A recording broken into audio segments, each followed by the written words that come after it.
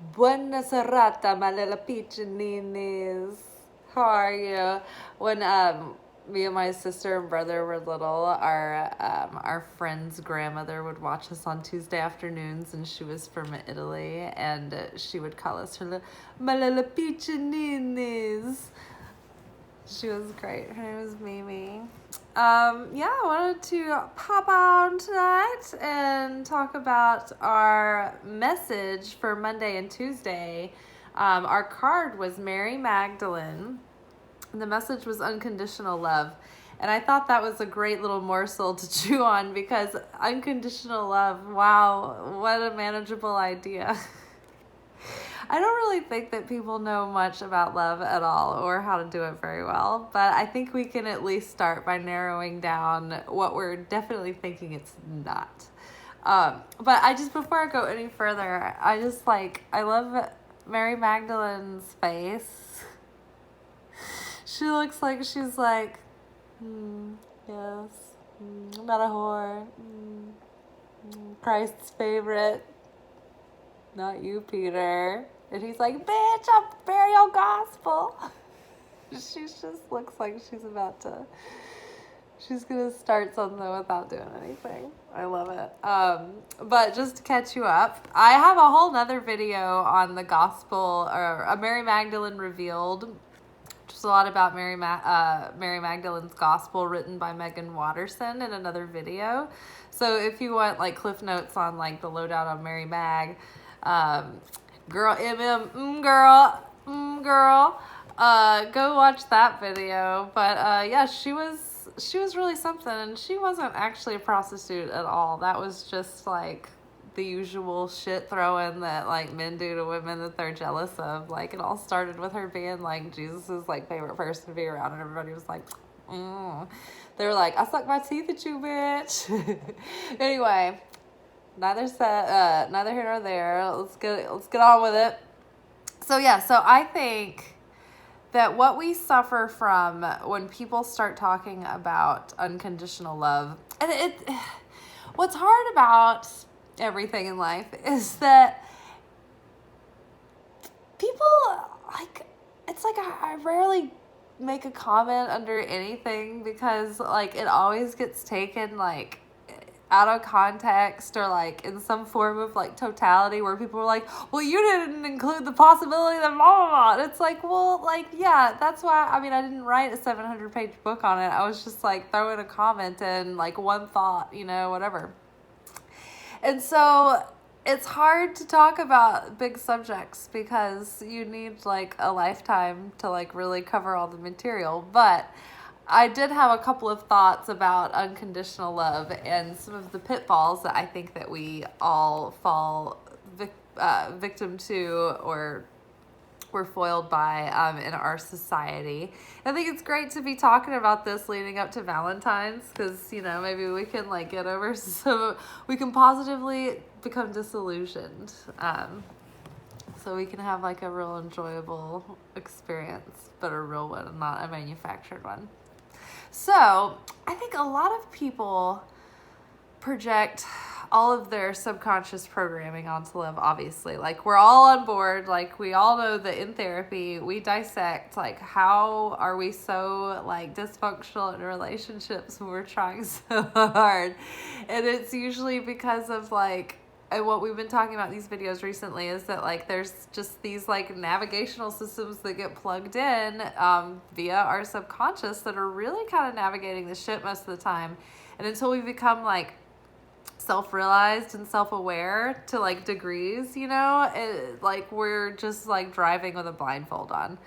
So I think that a lot of people, most people, I think that maybe the human race, we're like just starting to get to the point where we're like, oh, we don't know what love is, so maybe we can start exploring like what maybe it is, but I don't think anybody really knows. And I think that so people will say,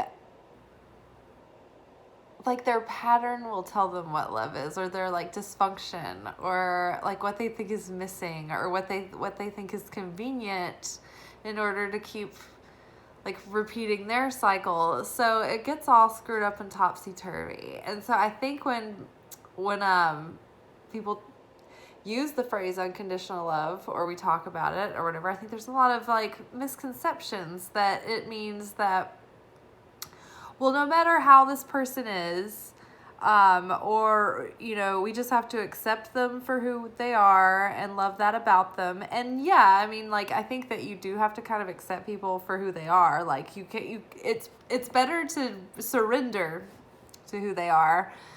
You don't have to approve of it or like it. But if you keep expecting people to be a different person than who they are, there will be discontent. There will be like dissension between you, because they'll always disappoint. So it's surrendering to who people are, but not necessarily accepting like their poor treatment towards you. You can still set a boundary. I think that people are like, well, you don't unconditionally love this person, or don't unconditionally love me because blah blah blah. And I think they're trying to excuse their behavior or excuse someone else's because they think that from what they were taught, a codependent and enmeshed relationship is healthy. Like, I know growing up, it was suggested that if you don't suffer with people, you don't love them. And it's like, you can be empathetic with someone's suffering without actually going into the depths of despair alongside of them and staying there with them all the time and letting it affect your life. Like, that's not having any boundary. And at that point, you know, people try to make you responsible for their feelings. Like, so you feel like you have to behave a certain way around them to like basically cater to them. And that's enmeshment, and that's codependency, and that's like one bulldozing person expecting someone else to just let them always be like that.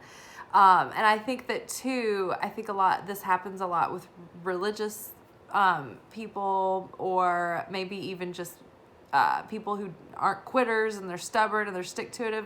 But like, when you think you have to stick by someone no matter what, and it's not healthy, and you're both in despair and you're just trying to continue on and continually stick it out, that's not unconditional love. And it's not, no one's giving you an award. Like, you're just making both of your lives miserable. Like, either stay in it and both work on yourself separately and the union together, or just set each other free. And like, if you don't want to like lose each other, then just be friends and allow yourself to like transform the relationship, you know? So it's like, that's another okay, so there is unconditional love, right? It's that I can love this person even if they break up with me. And like, we can still love each other and not be together as a couple, but like, be like, okay, cool. We'll move on from this. We'll heal, and we could either go our separate ways, and I send you on with, you know, the best wishes, warm regards, or you might, you know, still know each other and just change the relationship. But I think that really people have, a confused idea, and their ideas are coming from subconscious patterns, and where we think that we're lacking and we're trying to fill a void, you know, codependency that we picked up at some point in the past. We've inherited it from like society. So there's all these things that are already stacked against us in our way. So I think that calling it unconditional love is a little bit misleading and confusing. And so I started thinking about it in terms of eternal love. And to me, eternity, like, we also kind of think of that in a linear timeline sense, where it's like, well, eternal means that something always was and always will be.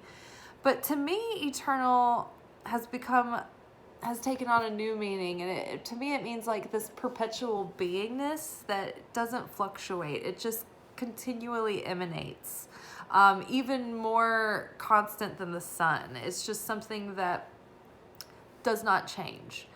And if we are to have affinity with the light and the creator, meaning the more that we're like the creator, like attracts like. So when we are like the creator, we attract miracles.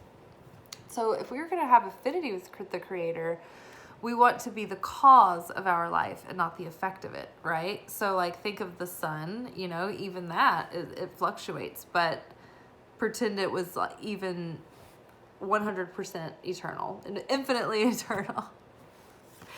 And it just never fluctuated, right? It doesn't change. It is the cause. It is not the effect. Nothing is affecting the sun except for the appearance, right? Maybe like a cloud appears to affect the sun, but the sun is not really affected, right? Only the light that is cast by the sun because of a temporary obstacle, but the sun itself is the same. It's continually giving. So I think that is what we need to strive to be like in our lives, is that we are this eternal loving force that's just emanating all the time. And no matter what happens, we are transcendent to the degree that we are unchanging. We are unfluctuating. Something doesn't affect us like in a reactive way anymore. Like if somebody's rude to you or catty or whatever, you're just like, whatever, I don't care. It doesn't bother you. It's not even on your radar. You don't even notice because you're not living in the same even timeline as like the person who's got all this drama going on in their mind, right? Today, I was really looking forward to going into work tonight. I was like, yay, I'm finally like, I'm getting to the point where I'm not so nervous. Like, even though every single time I'm like, oh my God, like, stop giving me so many tables. And like, every time I go in there, like, my section is even bigger. And I'm like, no, I have not even said once that I am like confidently keeping up with the pace that is required in this environment. And it's just like, everybody's like, they have so much confidence in me. I have confidence in myself too, but I was hoping that for once I could be underestimated for a little while, like right on Easy Street, but it ain't gonna happen. But yeah, so I was excited about going to work, excited about seeing everybody, and you know, having a good, chill, but like consistent night.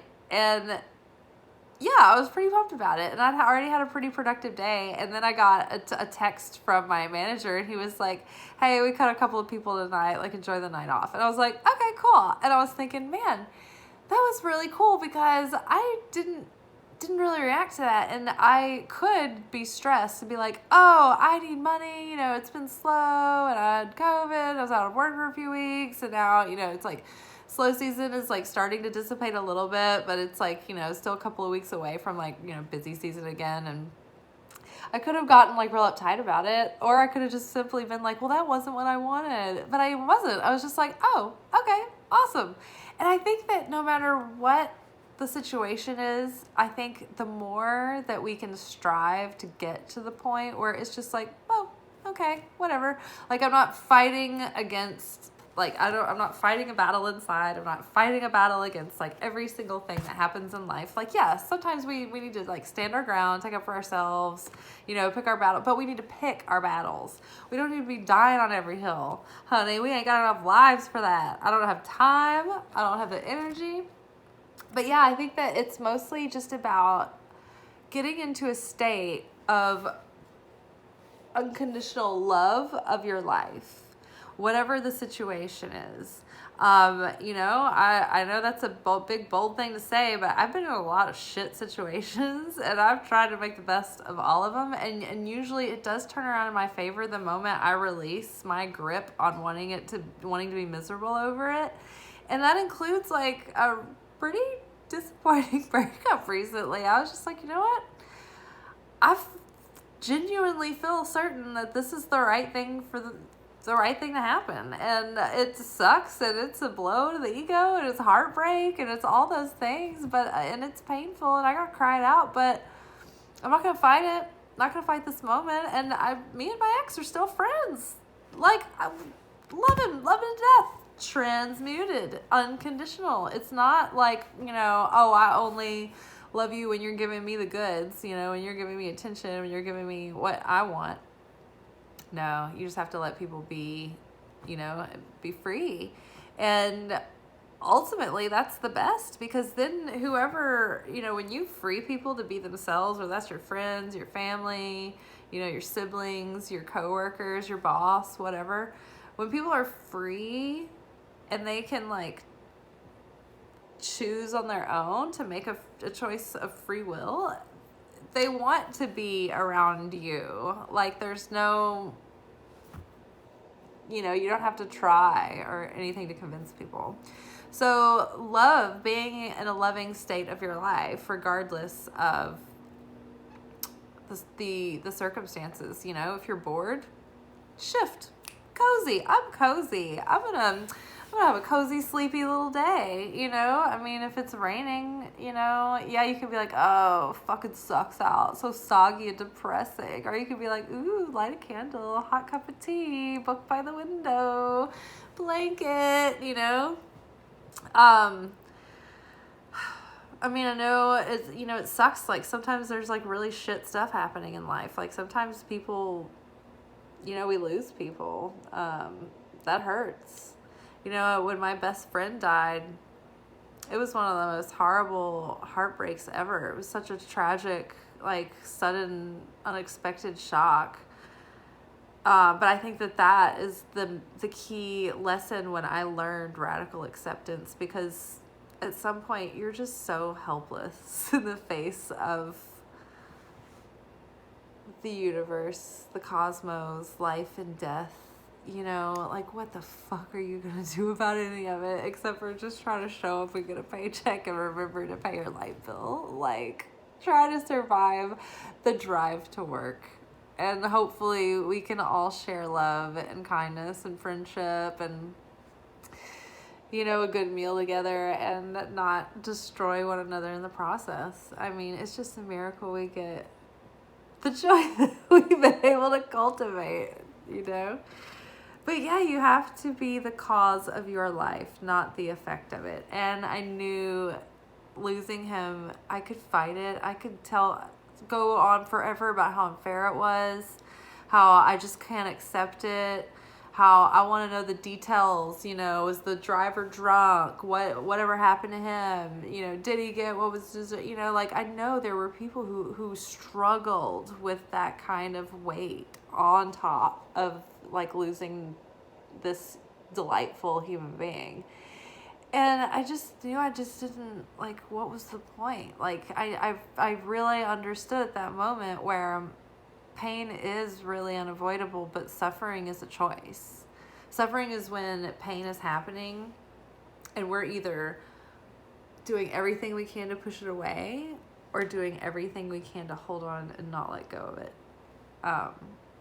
And really what you have to do is just let it wash over you and wash through you, and then it'll come back every once in a while. Sometimes I'll have like a good weep for like 10-15 seconds, and it'll really, like, I'll go to the depths of sorrow, and then like I'll be like, okay, that's great. Oh my god, I'm in the grocery line, So yeah, we want to be the cause, not the effect. Be eternal, be perpetual. Yeah, I mean, don't take a bunch of shit off of somebody, but like, you don't have to be getting in like battles. Like, it's just blow it off. Just let it roll off the back. But I've talked about this for 19 minutes, and like I said, we can't cover everything about unconditional love in like one video. But I think that we started thinking about it, didn't we? We learned that it's not codependence. It's not putting up with like bullshit. You can always. There was a big discussion in this video that I don't know why I commented, but there's a coach that I really like, Matthew Hussey, and him and his brother were talking, and I don't know, it's like I'd made a comment and I didn't know why, because I could clearly see that the comments coming back, like, these people were not like willing to even fathom a life without being reactive, or like just choosing to try it another way. But I feel like there's something I was gonna say, I'm forgetting it, but how can we cover it all? I don't think we can. Think of it as eternal, perpetual. You're just in love with life. Whatever it's serving up in the moment, you're like, all right, cool, rolling with it, making the best of it. It'll turn around. Good night. I remember what I was forgetting. The point that I was going to add was a free will. I was talking to my friend Tracy, and I was like thinking it had something to do with work. And I was like, oh, I was going to pick up a shift for a girl, and I wasn't trying to do it for any reason other than like, oh, she had a friend in town, I wanted to have fun. And I didn't think, oh, she'll be so mad at me if I don't, or anything. And I wasn't even thinking, oh, I want to go in and make money. I was just like, I'll just pick up the shift for her. And then I told her, I was like, oh my God, I feel like that was like making a choice. That was exercising free will. Like, I wasn't like being like pushed by my pattern or by fear or by any kind of mood or motive or agenda. I was like, I literally just made a choice. I used my free will, maybe for the first time in my life. So I was going to say that part of unconditional love is also being so unchanging that things don't affect your mood so much, or your mood doesn't affect you to the point where you don't know what your baseline is, that eternal consistency. And the more that you get all the other noise cleaned out and you become more in alignment with that eternal consistency, you have those moments where you're like, I feel like I just really made a choice that wasn't like, it didn't have a lot of heaviness weighing on it in any way. It was just like, oh, you know, vanilla or caramel, you know, I don't know. That's all. It was just like, oh, you can make a choice. And think about that in a romantic sense. Oh my God. If you're like level enough to have like, okay, I see my patterns playing out here, but then like really actually make a conscious choice, exercise free will. What? Ugh, shut up. No, you shut up.